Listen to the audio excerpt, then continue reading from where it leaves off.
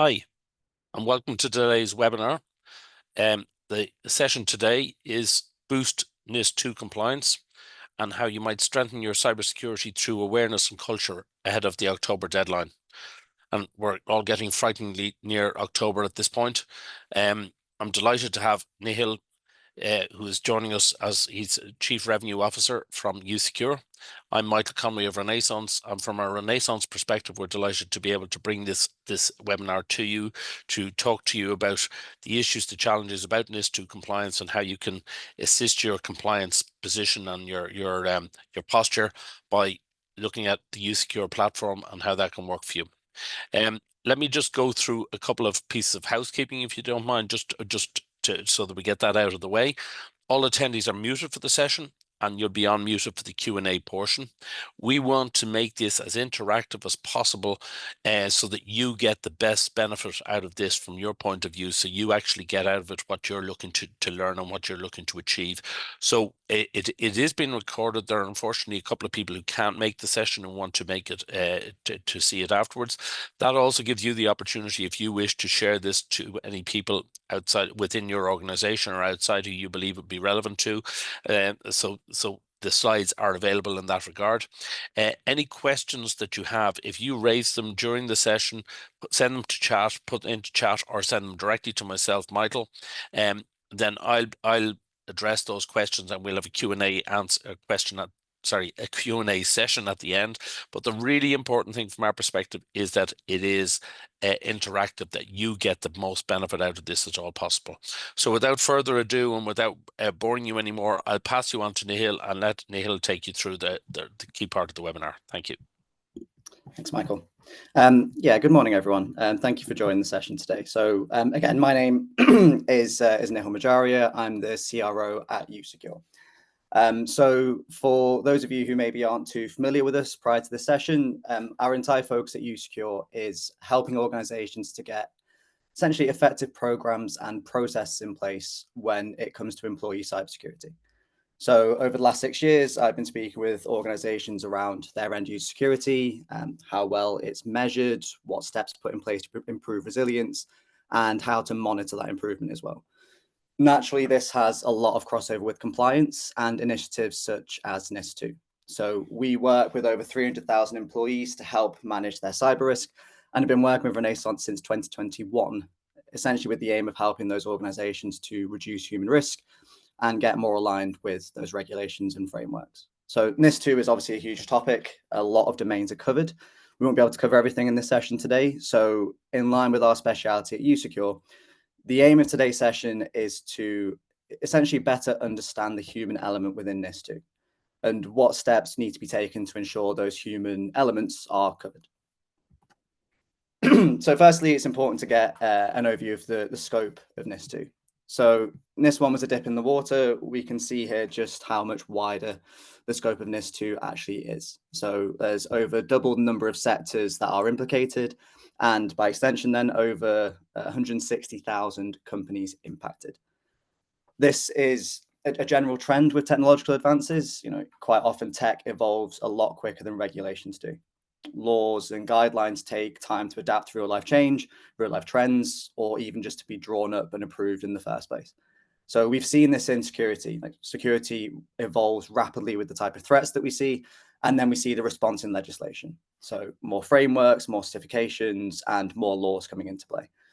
All of this is to essentially ensure that organizations are following best practices when it comes to security, that they have the right process in place, they have the right structures, and that they are adapting their business in line with best practices according to modern expectations. NIS2 is the next in line, and it will essentially mandate how companies handle a lot of processes that just haven't been standardized in the past. A lot of companies will be doing certain elements of this naturally just through general best practices. The idea behind NIS2 is to regulate that, standardize it, and make sure that the quality across organizations is at a higher baseline. So again, today we'll be focusing all about the actual end user impact. So hundreds of thousands of EU organizations will need to reassess their cybersecurity posture. Also, it's worth noting, if you are based in the UK, chances are this will still impact you. If you do business in the EU, then it applies. So if you have an office in Europe, you still come under the scope. And also the UK are rolling out similar measures too.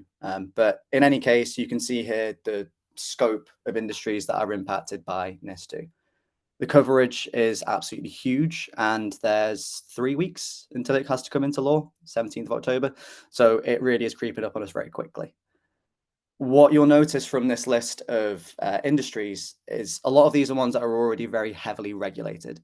And also they're ones that are very commonly targeted by malicious actors when it comes to cyber attacks. Health, finance, public administration, manufacturing, chemicals. Those are some of the top industries when it comes to the frequency of cyber attacks and then by extension, the amount of money and time lost to them. It's no coincidence that these are the industries that are then being incorporated as part of NIS2. So again, the aim of today's session is to better understand the human element within NIS2 and what steps need to be taken to ensure they're covered. In order for us to achieve those aims, we need to take stock about what the directive explicitly states when it comes to the expectation of end users. So there are 4 key phrases which we've identified within NIS2 when it comes to employee risk and responsibilities. The first one is participation in security awareness programs. So regularly attend cybersecurity training to recognize threats, learn best practices, and the latest trends. Regularly is quite open to interpretation. They haven't mandated a certain frequency, but at the same time, a lot of companies in our experience are doing training annually. I would argue that that wouldn't quite come under the sort of scope of regular. In reality, they're driving towards making sure that you have maybe quarterly or even monthly awareness training in place. Something that's more consistent, something that helps drive continual awareness. It's moving away from more of a tick box that a lot of traditional awareness programs tend to have in place. So it's important then that your staff members are educated on exactly what's expected of them in modern cybersecurity best practices. Point 2 is to understand the regulation, and its requirements. So employees have to learn the key points relevant to their roles, with the organization providing compliance training. So there's a responsibility on the organization to make sure that the resources are available to the end user. But more interestingly, there's a responsibility on the end user to learn their own responsibilities. Quite often when it comes to security and when it comes to compliance, the actual end users are a little bit removed from responsibility. It's often key stakeholders, IT departments, managed service providers. It falls on them typically to be the ones driving this. A really interesting part of NIS2 is it very much emphasizes that if you're an employee, you have a responsibility here to know how it impacts you. So obviously we need to make sure that we have the right resources there and also have a culture that basically tells staff members that this is something that they have to care about. And culture is something we'll touch on quite a lot later on in terms of how to build it effectively in line with NIS2. Point 3 is to adhere to internal policies and procedures. There's 2 key issues here that I think a lot of organizations might struggle with. The first one is actually having those policies in place in the first place. A lot of companies don't have direct policies for things like reporting incidences, working remotely, setting secure passwords, acceptable use. A lot of these policies aren't necessarily formalized. So that's the first issue. The second issue is a lot of organizations don't really have the capacity to efficiently send those documents to people and get them to opt into them, to be able to show an auditor that they have these policies and that people are actually agreeing to them. And the fourth one is the employees have to report security incidences promptly. So this helps to obviously mitigate incidences. It essentially puts, again, linking to point 2, it puts responsibility on the end user to be a proactive part of your security stack.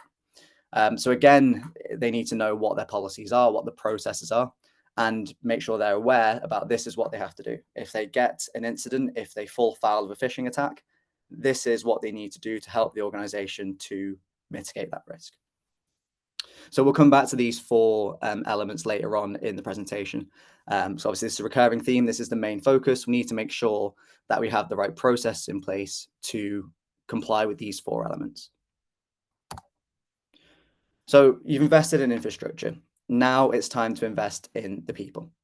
It's absolutely correct that companies have invested a lot of time and money into their networks when it comes to IT security.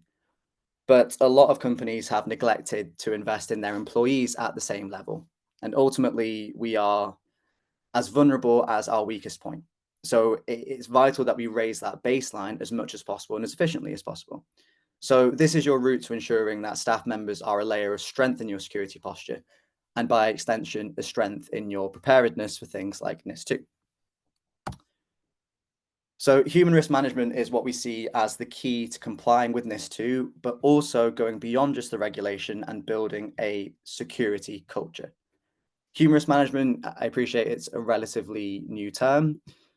The principle behind human risk management is to essentially build a robust, comprehensive structure that allows you to continually monitor and reduce human risk. So traditionally, cyber awareness programs, they're more of a tick box exercise. It's more of a case of we need something in place, so we'll maybe do an hour-long seminar every year, and that will tick off our IT security. In practical terms, those employees probably aren't any more secure for that program. You know, in 3 months, are they deploying any different habits, or have they just reverted back to what's most convenient, and often when it comes to security, less effective? So the increased sophistication of cyber attacks and, again, the growing scope, the growing glare of things like NIS2 legislation means that this traditional approach has to evolve. That's where human risk management comes into it. So it's the idea of moving beyond just ticking a box and having a program in place that actually enacts behavior change in employees. So it's absolutely vital that you have clarity on what's expected from employees, and that they're given the tools to actually carry out their responsibilities. Again, for a long time, for too long, companies' compliance and security has fallen on senior management, on the managed service provider. In modern business, the expectation of a broader culture of awareness is absolutely critical. And that then leads to responsibility and proactivity. If you're an employee, you have to feed into this. So if you had to essentially distill the idea of human risk management into its core components, it's ensuring both detection and prevention. So by continually monitoring, identifying, training, and then verifying, you build a robust employee base and a culture of resilience. This is exactly what those 4 elements I touched on before within NIS2 are trying to build within organizations and trying to essentially standardize. So what does effective human risk management actually look like? And how does it help you to achieve NIS2 compliance? So again, we have those 4 steps: identify, train, monitor, and verify. Identify is and again, this is quotes from NIS2, to spot key indicators or attributes that could leave users vulnerable and determine likelihood of attack. So are you aware of what points of vulnerability you have in your user base, your clients have across their user base? That could be users who have poor password hygiene. Maybe they use the same password across different sites and it's their date of birth. It could be those who don't check the sender address of emails with links and are just quite click happy. It could be that they have a lot of data exposed in the dark web and they don't know about it. Can you identify these indicators of vulnerability? If you can't, it's very tricky to have an efficient program in place if you don't know your weak points.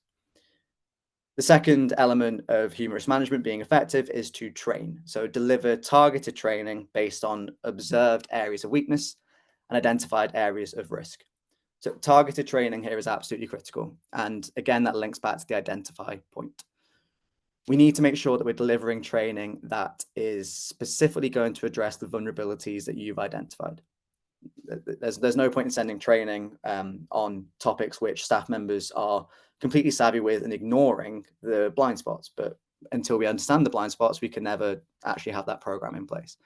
So you need to deliver training that will then be delivered in a way that staff members will actually engage with and will lead to behavior change. So targeted training based on observed area of weakness is absolutely critical when it comes to evolving from traditional security awareness to human risk management. The next point is to verify. So assess the outcome of training through explicit or general simulations that validate the effectiveness of training. So it's really important to replicate the type of attacks that you're trying to protect against. Phishing is the most common and has probably developed the quickest of all cyber threats in the last few years. Simulate those threats. If you've experienced phishing attacks, if you've got wind of others in your industry that have also been caught foul of phishing attacks, simulate them. It's not a case of naming and shaming staff members. It's a case of, again, it links back to identify and verify where these gaps are. So if you can simulate those threats, you can then identify those gaps and also verify the effectiveness of the training program that you have in place. And finally, it's a case of monitoring. So behavioral analytics that continually monitors user performance and tracks increases or ideally reductions in risk. People's risk levels evolve over time. Like, risk is not static because threats aren't static, and we're human beings. People have people need to be continually reinforced and have a regular program to make sure that they have best practices cemented. Effective monitoring is really important, and we need to be proactive in that monitoring to find those new threats and vulnerabilities. There are also two main benefits from a reporting perspective when it comes to monitoring. Firstly, it helps you internally. If you can see your progress, if you can keep ensuring that you're on the right track, if you can show senior management that you have these trends and these lower vulnerabilities, that helps get internal buy-in. The second benefit of the monitoring is it helps you to prove to auditors that you're being proactive. Clear metrics show that you're analyzing risk and progress over time. That's exactly what an auditor is looking for.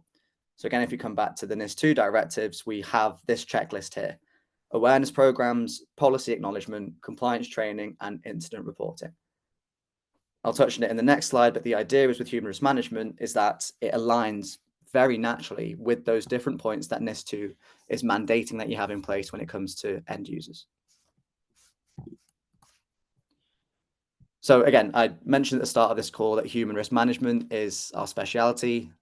We've developed usecure to not only be effective in achieving that effective human risk management, but also then by extension in matching up to these certification regulations. So again, here you can see those 4 steps to effective human risk management: identify, train, verify, and monitor. And I'd like to spend some time briefly breaking down our specific approach to this, and again, how that helps you with NIS2. So identify. Again, when talking about human risk, we need to understand each user as an individual. We all have our own strengths, and by extension, we all have our own weaknesses. We want to identify these blind spots for each individual. To do that, we use a 10-minute gap analysis questionnaire for each user that highlights their competency across 12 key cybersecurity areas. So after just 10 minutes, you then have an overview of every single employee's gaps in cybersecurity, and then can use this to inform the training program. And that brings on to train. Again, one of the key things is that the training has to be targeted, has to be regular, and it has to be targeted. Now that we know each person's weak points, we need to reduce those weaknesses. So we will then send bite-sized training to each person, prioritizing their own weakest topics. So that ensures you then have a personalized program for each staff member, and we can make sure it's continual and regular. We'll also send key documentation to staff members for them to read through and sign. So maybe it's an incident report policy. We will send that to staff members. They'll be asked to sign it. You'll get an audit to show that they've signed it. That way, those staff members are completely clear about what their responsibilities are, and we can prove to an auditor that they've been informed. We have done our job as the key stakeholder, and the employee now is aware about their responsibilities as an employee of the organization. We then can verify with phishing campaigns. So within usecure, we have a huge library of phishing campaigns available, preloaded, and that includes one specifically for Irish organizations. We speak with companies day in, day out about the type of attacks they experience. We know the trends, we know the sort of hallmarks of sophisticated and successful phishing attacks, so we've built the emails to replicate it. Mimic the threat in a safe space, regularly send out simulated phishings, and continually test employee responses. Again, it's not about trying to catch them out, it's about making sure that this vulnerability exists. Whether you have awareness of it or not, the vulnerability still could exist. Again, the idea behind this and the idea behind these directives is to essentially mandate that you get that visibility. So it's important to make sure that you have an easy way to get insights into these vulnerabilities, and again, prove that you're being proactive to minimize them. And finally, we come on to monitoring.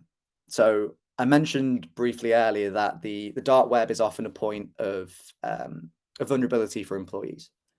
Most of us don't know that our data is actually on the dark web, but it's highly likely that there is personal data out there on us. Companies get breached every single day, and when they get breached, it's often the user database that gets publicly leaked. That personal information is absolute gold dust to an attacker. If they know what services you use, what passwords you set, what security questions you have, what your home address is, they've got a huge range of info they can use to personalize the attack. We monitor the dark web to find this information so you can then make it redundant before it's used against the company. Underpinning all of this is complete automation. So with the correct setup, the system will effectively run itself. And again, this comes back to those 4 key roles that end users have to play in NIS2. Participate in awareness programs, understand the legislation, adhere to internal policies, and report security instances. So the whole human risk management approach very much aligns with those key expectations for end users. So I wanted to spend some time breaking down the actual practical workflow here. It's important that we can visualize how this actually will work. Again, the deadline is fast approaching. So what is the actual practical impact of having a human risk management solution in place? So let's say that you have usecure in place in the organization and you have a new starter join. It's absolutely vital that that new starter is aware of expectations within the organization and the scope of NIS2 and is therefore brought up to speed immediately. Again, because of the directive, they need to know what their responsibilities are. They need to know how to report a security incident. They need to engage in regular cyber awareness training. So it's important that we have something in place so that new starter doesn't get left behind. New employees are often as well prime candidates for cyber attackers. Like they know that this person is keen to impress their new employer and respond quickly to internal requests. The new starter will be introduced to a lot of new people. They'll be signed up for a lot of different services. They'll be sent a lot of internal documentation, and they won't be familiar with the standard process within the organization. It gives a lot of room to exploit for an attacker. So that's part of the reason why those requirements are listed in NIS2, to make sure that staff member is brought up to speed as soon as possible. Again, we're as vulnerable as our weakest point. So we need to raise that baseline as quickly and as efficiently as possible. So the actual workflow for getting a new starter up to speed. Firstly, we'll sync with your Active Directory so that user is added into usecure straight away. Once added, we'll evaluate their current cyber awareness by using the gap analysis questionnaire. Take 10 to 15 minutes. We don't know what their previous awareness program was like at their previous company. We don't know what their blind spots are. So we'll use the gap analysis on day 1 to figure out where their strengths and weaknesses are. We will then educate them by providing user-tailored awareness programs and deploying those. So most of our clients go for monthly training, some go for quarterly. Our training takes 10 minutes to complete. It's a 3-minute long video and then a quiz at the end. It's digestible. Again, NIS2 impacts every staff member. There's no point in us giving overly technical IT security training to your finance team. They don't need to know the ins and outs of the technical background to why phishing attacks are so successful. They just need to know what they should be looking out for and how they need to report them. So we make sure our training is bite-sized, it's tailored, and it has real-life scenarios that every staff member can actually engage with. And then we'll do continual reporting and admin. We need to understand how this user and the wider company is progressing over time. So we'll then have automated reports to then show how that risk level is reduced over time and what we need to be doing more of to make sure that risk continues to reduce. Effectively, this makes sure that new starter is immediately and automatically embedded in your cyber awareness program. They're ticking off the NIS2 directive, and they're also feeding into that culture of security awareness. That culture is a really important thing, and that's what I'm going to touch on more shortly. It's so important that we have that top-down approach to make sure that this is a wider thing. It doesn't have to be too intensive. We don't have to take people away and completely change their day job. But the trend in modern security, the trend in modern legislation is to make sure that staff members are resilient, that they're aware of their responsibilities, and that they're bought in to their own role they have to play. By having things like continual reporting, we can then get buy-in from senior management and have that filter down. So one of the main questions that we often get when it comes to a human risk management solution is how to engage key stakeholders. How do we make sure that this is embedded in the company culture, that it's not just going to fizzle or isn't just going to become a tick box exercise? You can have the most detailed, comprehensive awareness program in mind. Unless you get engagement from key stakeholders, it's practically impossible for that program to gain traction and form a genuine part of your organization's culture. So that top-down approach reinforces to every employee this is an important project for the business. So essentially, what can you do to ensure that key stakeholders, in particular senior management, are bought in? You need to tailor communications. This needs to be done for both execs and employees. So there's a slightly different approach for communicating to them because obviously they have slightly different interests. So when it comes to execs, it's important that they understand that NIS2 isn't a nice to have. This is a directive that is becoming officially into law. There's no way around it. We have to make sure that we are covering ourselves on all of the different controls that are included. Compliance is often a big mover. Obviously, there's no question whether they have to do it or not. So then that gets motivation. But we want it to be more than just I have to do this. So getting execs to understand that it has business impacts. If you're more secure as an organization, you then are less likely to get breached. You're less likely to then have downtime or be suffering from ransomware. You generally just have smoother processes when it comes to IT security because your staff members are bought into a program. For employees, you need to make sure they have practical tips and personal accountability. Practical tips that this cybersecurity best practices shouldn't be a chore. It should just be their standard habit. And we need to make sure that they have regular reinforcement and are given digestible tips to make this easy for them. And again, make sure we're communicating the accountability to make sure they know this is something that they themselves are responsible for. It's important to make sure that we have an exec champion. So someone in senior management who is an advocate of cybersecurity and will importantly look to integrate it into business strategy. NIS2 isn't going anywhere, so naturally this will be a regular thing. But at the same time, with IT security in general, quite often it can be reactive. So it's a medium priority to improve security until an incident occurs, and then it's high priority. It's important that we have somebody in senior management who can ensure that cybersecurity is a consistent consideration when it comes to the overall business strategy. That then ensures that, it becomes embedded and that culture develops over time. And it's also important to run simulations regularly. That helps stakeholders to understand the importance of threats and implement a proactive approach. Again, it's quite easy to, cognitive dissonance, sort of dismiss the threat that can exist for you as an organization until you get actual data.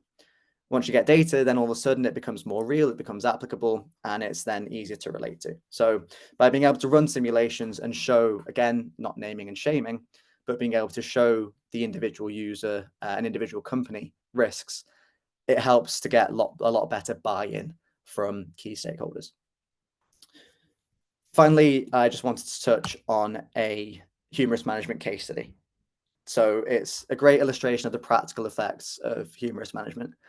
Here, the client quote is, "Our auditor labeled usecure as the best and most comprehensive human risk management solution they had seen." Compliance is tricky. It's a minefield. NIS2 can be very complex and time-consuming to get in line with. Effective human risk management makes the employee elements far less of a headache and one less thing to have to worry about. It gives you more time to focus on the other elements within it, more on the network side, which can be a lot more involved, a lot more technical, a lot more time consuming. It essentially makes this a quick win without being a tick box. So again, humorous management, when it comes to those four different elements, is very well aligned to make sure that with NIS2, you have the employee element essentially covered as best as possible. So you can evaluate your humorous management posture essentially today with Renaissance. I'll just pass back over to Michael to go over a little bit more about the next steps and then go through a bit of a Q&A. Thank you very much, Neil. Grab a glass of water. I think that's an excellent run through, and there's a huge amount there I would suggest for everybody to take out of it. From our point of view, Renaissance, working in the cyber business in Ireland, and we have done for way too long at this stage, way over 30 years. But the human risk management solution stack that the usecure provides is probably is absolutely second to none. It's not probably, it's second to none. We've seen many other types of technologies out there, but how it actually can be used. And I think what I would say to people is it's really important that they have a look at it and see how it's used. And I echo that case study quote that was mentioned there a minute ago. But there are a couple of questions here, Nihil, perhaps that I can throw out to you there that come to myself. And one question is, what role do end users play in the process of incident reporting under NIS2? Yeah, so that's it's a good question, because it's one of those which is very explicitly stated in NIS2, and it's a bit of an evolution. I made the point about how staff members aren't often given that responsibility, and now it's mandated. So it's really important that we support them with that evolution. So we give them a very clear, digestible, simple route to report different incidences. If an end user gets caught by a phishing attack, quite often they'll cross it off and just hope nothing's happened and just move on with their day. They don't want to highlight any more stress than they've already got from that incident. So it's important that we make sure that it's clear that if something occurs, it's more important that they report it properly through these routes. And it's not, again, a culture of naming and shaming. It's more just a case of we need to be aware of it, and then we can mitigate that risk as an organization.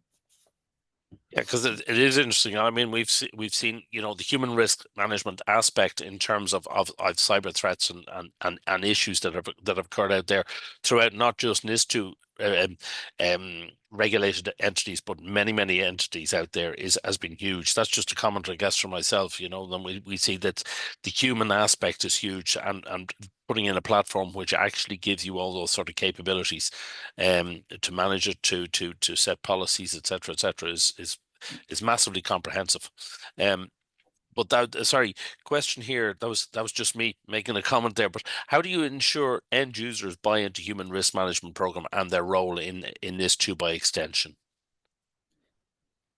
So communication is absolutely key with that. Again, training is a really recurring theme throughout this. Education, awareness. Training is often really dull. A lot of staff members have gone through really onerous, boring training courses previously. We've tried to avoid that with bite-sized training. It's important that we communicate to staff members, firstly, why we're doing it. Secondly, what it actually entails. So reinforce the importance of this to the organization, and reinforce that it's non-intrusive, it's non-technical. If they understand why they're doing it, if they understand that it's monitored, and if they understand that it's you as an organization have taken steps to roll out training that's as non-intrusive and as engaging as training can be, then they'll sort of understand, they'll engage, they'll just get into a habit of it. Yeah, and I guess one of the slides I particularly liked there was your one to road to effective human risk management. It's elements, and it's bite-sized elements, bite-sized chunks, and it's the whole identify, train, verify, monitor. I am reading your slide, so I get it right, but I mean, I did like that, because it's not, a comment that you made earlier, it has to be regular, so, but it really has to be regular and targeted, and the effective assessment gives you the regular and targeted part.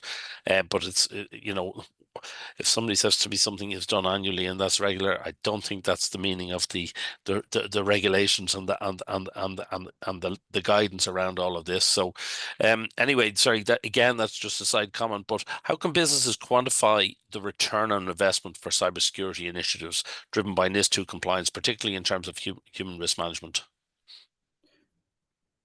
Return investment when it comes to security can be quite tricky, because quite often the return investment is prevention, and that's to a certain extent theoretical. What we're seeing happen a lot more now is when it comes to working with other organizations, they will have requirements to say that you must have XYZ in place. So you might have to have ISO 27001 certification, or Cyber Essentials Plus. Having those type of human risk management initiatives in place, like we saw with the case study, auditors absolutely love it. So you can then get certified, you can put those on your website, you can wear it as a badge of honor, and then it makes potential new contracts much more attainable. Also internally, again, it's hard to quantify, but the pure impact of minimizing the risk to your employees, minimizing the risk of things like ransomware, means that you then are protected against the time and money that can be lost by those incidences. Yeah, we sometimes see when people talk in terms of ROI on cyber that this is NIS2 particularly, and DORA and other sort of regulations. They're regulations. You have to abide by them. If you don't do it, you're in breach of them. So it's the cost of that breach of the regulation potentially, as well as but the potential cyber cost and whatever it is. Question in here, say, I know we're talking about human risk aspect. However, what's the preferable framework to align to NIS2 in terms of NIST or ISO 27001 2022? Very good question. So a lot of like seminars that we go to and events basically say, as long as you follow an agreed and approved framework, just follow a framework. It's more important to choose one and stick to it and commit to it than it is to sort of spend a long time deliberating. These frameworks are verified, they're drawn up by incredibly smart people. We work very closely with companies that go more for ISO 27001. So we have more experience in that. We have an ISO lead auditor on our board, just because that is obviously the gold standard of information security as a whole. So we have more experience with ISO 27001. We see a lot more customers go through that certification. But I would say, as long as it's a verified and industry approved framework, align yourself with it. Choose one, should make sure it's one that's correct for your organization and follow it. Try and distill it down into parts that are actually digestible. Compliance and definitely legislation can be a massive headache. You can tie yourself in knots trying to understand the different, sometimes seemingly contradictory controls within it. So try and distill it as simply as possible. Work with someone that's an expert in that field, and then commit to it. Be my advice. Yeah, and one comment that a thing that we see, because we're obviously at a lot of events and activities in relation to cyber, when people talk in terms of a framework, as you say, pick one that's appropriate and suitable and follow it through. At the end of the day, there are sometimes there can be judgments in terms of by regulators and whatever it is. But if you've picked one, it's a recognized one. You've done the right things, and you will generally, a lot of them do overlap to a great degree in any event. So if you're doing the right things, you're not doing the wrong things, and if you're doing everything right, you're rarely in trouble for doing something wrong. And I know that, again, that's relatively general, but again, it goes through everything from a cyber point of view. But just in terms, here's another question here. Beyond ticking the compliance box, how can organizations tangibly measure the behavioral change resulting from cybersecurity training, and what does success look like in this context? It's a good question, because it's tricky to evaluate behavior and quantify behavior to a certain extent. That's why it's important that you have a multifaceted approach. So you're monitoring and testing a few different elements, like we talked about: policies, simulated phishing attacks, cyber awareness training. It's important to try and condense that down in something that's more easier to track, I guess. So what we do at usecure, I can speak for ourselves, is we give risk scoring. So we evaluate how many courses people are completing, what scores they're getting in them. We evaluate how often you're sending phishing attacks and what the average engagement is on an individual user basis. We monitor the type of dark web breaches we find on people and the severity of those breaches.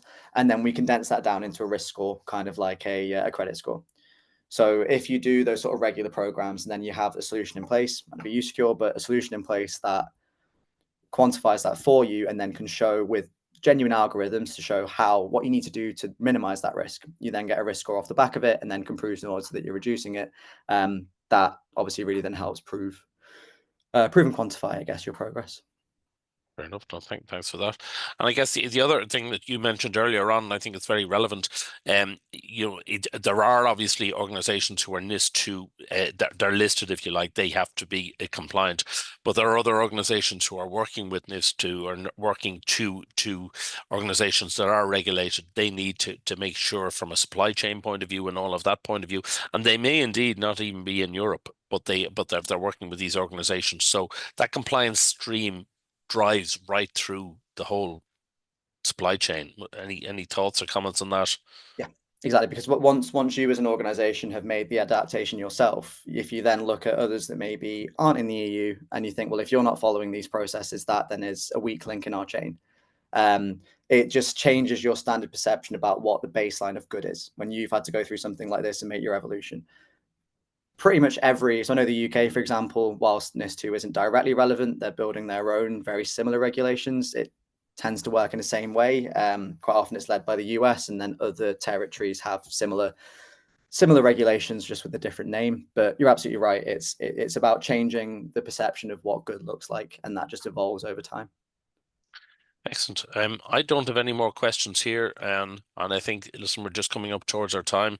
I'd really like to thank you, Nahil. I think that's been really good. Well, it's a whistle stop, but it gives a very good flavour for the whole area of human risk management and the issues and challenges associated with it.